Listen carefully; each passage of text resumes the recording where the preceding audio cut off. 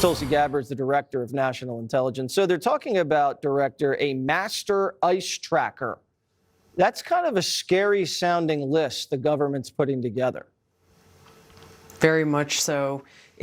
Jesse, reminds me of the reason why I and so many others have left the Democrat Party. When you look at this party that is more interested in protecting criminals, cartel members, gangs, those who are causing incredible harm, ravaging our communities across the country, than they are actually standing up for the victims.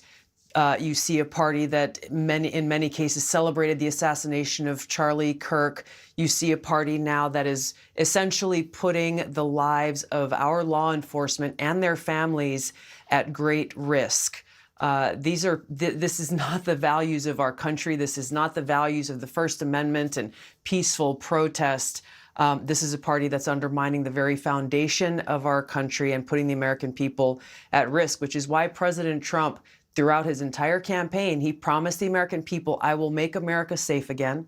I will secure our borders, and I will go after these cartels and gangs who are terrorizing the American people, raping young girls, causing incredible harm. And that's exactly what he's doing. I think the thing that's interesting to point out here, Jesse, is as you look at these law enforcement officers who are working for ICE, ICE's recruitment numbers have skyrocketed since President Trump took office, even in the face of these kinds of threats coming from some very powerful Democrat politicians across the country. Why is that? Because they are signing up to serve and protect the American people. Why haven't we heard Democrats say, don't assault ICE, don't shoot ICE, don't ram ICE with your vehicle? I haven't heard that. It makes no sense. I have not heard a single one of them. The opposite is true. You just heard very directly, it's the exact opposite.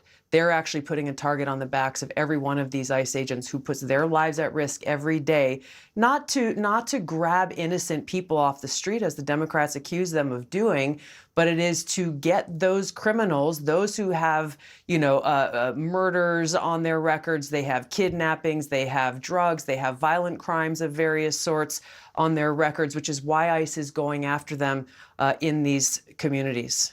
So the Secretary of War just announced that we've smoked another cocaine boat. This time is in the Pacific Theater. How much progress is the administration making in rounding up these cartel kingpins?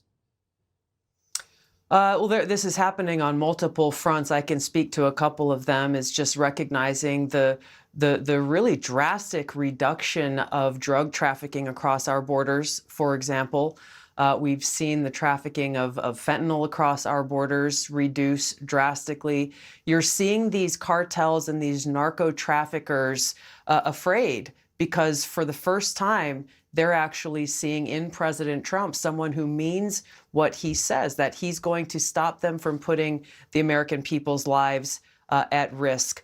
In my organization, Odie and I, we have our counterterrorism teams who are working very hard, both in the United States and across the border, working to share actionable intelligence with our U.S. law enforcement agencies, as well as Mexico's law enforcement elements, and successfully going after and capturing people like this Sinaloa cartel boss El Pato and his money launderers.